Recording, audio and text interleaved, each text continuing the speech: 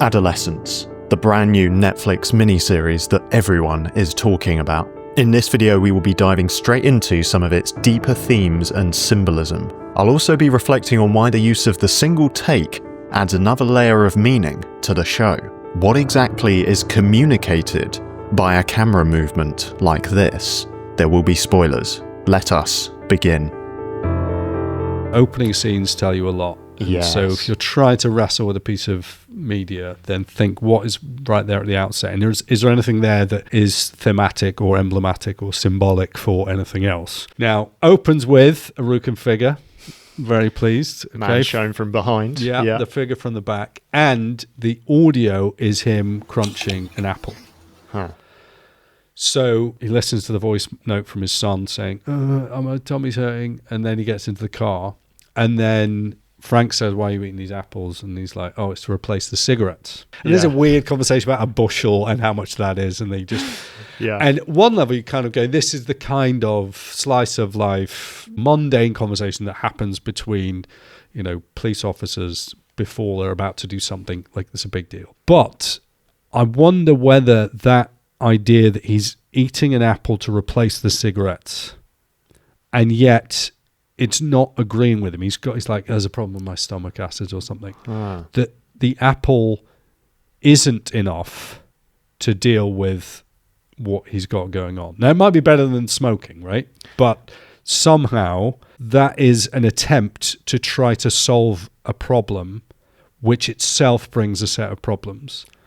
Yeah. And I think the theme of the show is, how do you solve the problem of adolescence in a broken world with broken people, with sinful people? Not with apples. Not with apples, right? Yeah. But also these institutions, which are meant to solve the problem, aren't doing a good enough job. So the school isn't capable of coping with these teenagers. And the police aren't capable of understanding the social media emoji stuff. And the family, tragically, the family isn't capable, because when we look at them in the 4th episode, they just feel they haven't understood. We thought we were doing the right thing, but this isn't a sufficient answer to the question of what to do with fallen man. And then, of course, episode 3, which is the psychologist, even though she's brilliant, right? You're really backing her because you want her to do well. She builds a relationship and she's trying all the stuff. She's left in tears. So every single stage, people are left lost and kind of bereft, that they can't handle this. And I think that's because it's a purely horizontal story. It's a godless world with impotent institutions, I think. And maybe that's what's refreshing about it, is it doesn't kind of try to preach, here's the solution to this problem. Exactly. It kind of throws up its hands and says, we don't know how to solve this. We're not trying to give answers. We're not trying to lay blame particularly. It's a really complicated time, but we need to be talking about these things. I'm sorry, son. Tell me if I'm reaching with this. Okay. When I saw the apple at the start, I was like, Garden of Eden? Yeah. Was it John Milton's Paradise Lost who popularised the idea of the fruit of the tree of knowledge of good and evil being an apple? We don't know that it was an apple. I thought that as I saw it, I was like, no, sorry, that's too far. But then it turns out that Bascom's son is called Adam. And I was like, okay. Interesting. And Adam is mentioned, the name Adam is brought up again when Jamie is being searched by the officers, and his dad says to them, I don't know you from Adam, mate. Why are you doing this? Yeah. I don't know you from Adam, mate. Mr. Miller, we know what I mean. And so it was almost just enough subtle references there. I'm not saying it maps on to but Jack Thorne, who co-wrote it, he did write his Dark Materials, the TV series, which is a very theological, very godless show, very anti-God story by Philip Pullman. But it wrestles with those theological ideas. So I just wonder if he put in a sense of, okay, Adam, the problem of humanity, and the idea of sins being passed from father to son. So it does toy with this idea of, has Jamie inherited the temper from his dad, who inherited it from his dad? What do we do with this temper? What do we do with the fact that we can't help but pass on our problems to the next generation? That might be reaching. I think this is where it's helpful for us to distinguish between what is the writer intentionally doing. right? If you sat him down and said, right, did you put this, this apple scene in the beginning because you were trying to allude to Genesis 3? Is the police officer's son called Adam because, you're trying to make, again, another Genesis allusion? I'm not sure that from my perspective, he even needs to know what he's doing in that sense. In part because I'm convinced that when we tell stories, we always end up making allusions that we don't necessarily intend, and that the whole hermeneutical project, or how we interpret story and storytelling, is governed by theology, governed by scriptural principles. So I almost don't need, the writer to be able to say, yeah, I intentionally wrote this allusion in here, because I actually think, what is the show trying to do? It's a very flat story. It doesn't try to reach for theological answers in any of the scripting. Yes, there's references to Jesus Christ, but it's always as a swear word. And so I don't know that he is trying to do anything other than just tell a flat human societal story. And yet, because he's writing a story about human beings who live in society, it therefore has some connection and resonance with a biblical worldview, because it exists in a biblical world. I don't think you're stretching there. I think I wouldn't want to build a major thesis on it, but just to say, in a show that has no reference to God and has no reference to the church, has no people of faith, has no people who are acting out of a kind of, flat, mechanistic, empiricist kind of worldview, they are shown to be incapable of solving the problems that they've got. There's an emptiness, there's a bleakness to the whole show. But so good, so brilliantly told, and utterly intense, captivating TV. Now, before I chat about the camera work in Adolescence, I just want to say that was a segment from my conversation with Nate Morgan Locke, and you can watch the full video on Nate's channel, Reformed Mythologist. I'll put a link in the description below. It was edited by Eleanor. Those guys do amazing work, which has been a massive source of inspiration for what I do on this channel. So do subscribe to the Reformed Mythologist YouTube channel. I promise you won't regret it. Okay, back to Adolescence. The fact that each episode is a single take, why does that serve the story as well as it does? Probably a number of reasons, but I want to hone in on an especially powerful example. That drone movement at the end of episode 2. I think this is genius, not only from a technical point of view, but also because of what it says to the viewer. Let's walk through it. The camera starts handheld, it's following Jade, the best friend of Katie, who is the victim of the murder. And then the camera literally takes off and swoops over the neighborhood, landing in a different car park, where Eddie, the father of the murderer, is placing some flowers at the site of Katie's death. Now, to me, this is the perfect visual expression of the word meanwhile, because of course, it's obvious to the viewer that it is playing out in real time. It starts with one character who is grieving the loss of her best friend, and then as it swoops over the houses, it is literally saying, meanwhile, in a different place, a different character is grieving, both for the tragedy of Katie's death and also for the fact that it happened at the hands of his own son.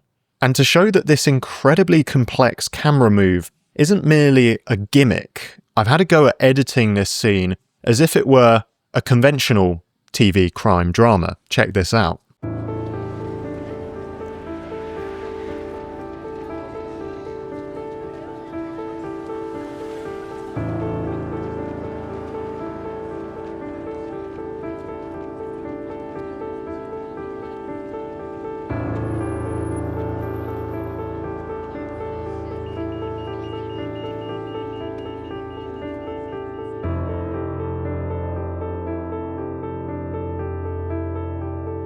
I did this quite quickly, but hopefully you can get a sense of what I was trying to do there. You can imagine a more conventional telling of the adolescent story, using cuts to juxtapose these two characters.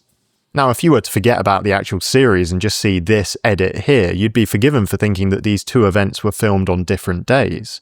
The edit is doing the work of implying that they are happening simultaneously, or at least that there's some kind of link between them. Whereas in the actual show, the continuous shot makes it undeniable that these two events are happening in quick succession. It shows how they are related spatially. Now, I love editing and I love what you can do with a cut, But there's something eerily powerful about the camera leaving one character behind and landing in the life of another. It strengthens the thematic link between them in a different way. This might all sound blindingly obvious, and there are plenty of moments in the show that I could have picked to make this point, but this one really stood out for me.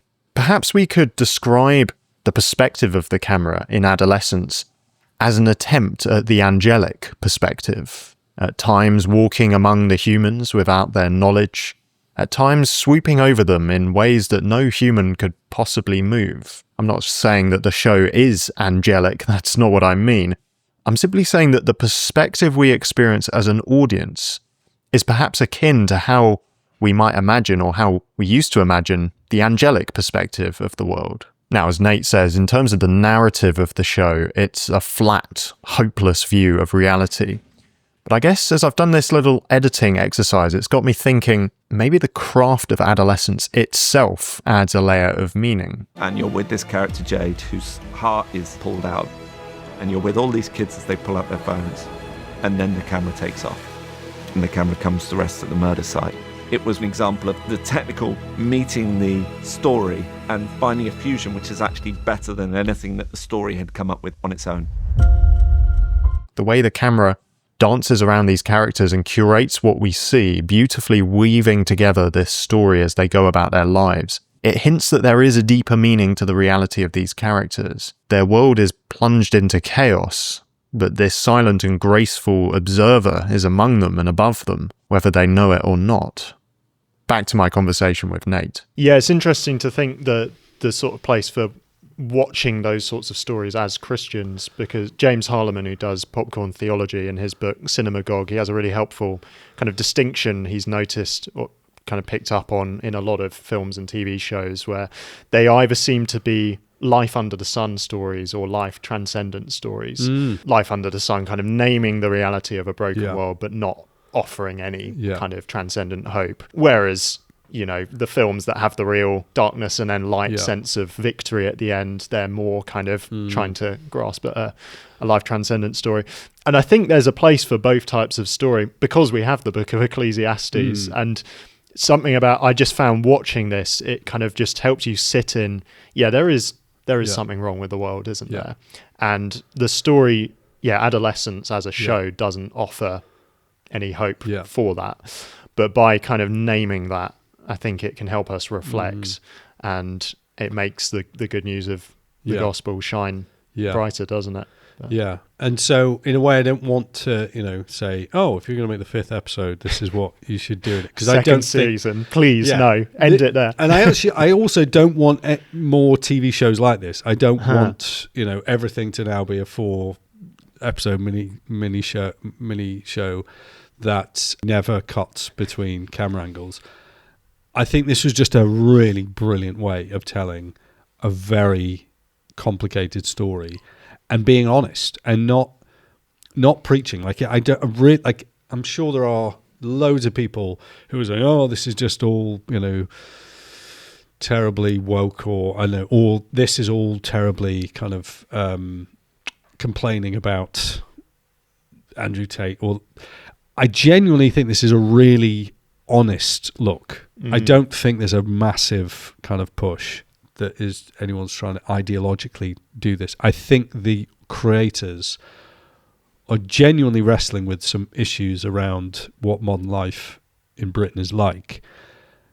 And they've actually found that they don't really have any answers. And that's what's potentially so useful because, as you say, life under the sun, meaningless. But into that world we speak, the gospel of hope and the message of truth. Yeah. My name's Thomas Thorogood. I get into the deeper meaning of movies and TV shows. Thanks so much for watching. Do subscribe if you'd like to stay in the loop. Do check out Nate's channel, Reformed Mythologist. And remember, it's deeper than you think.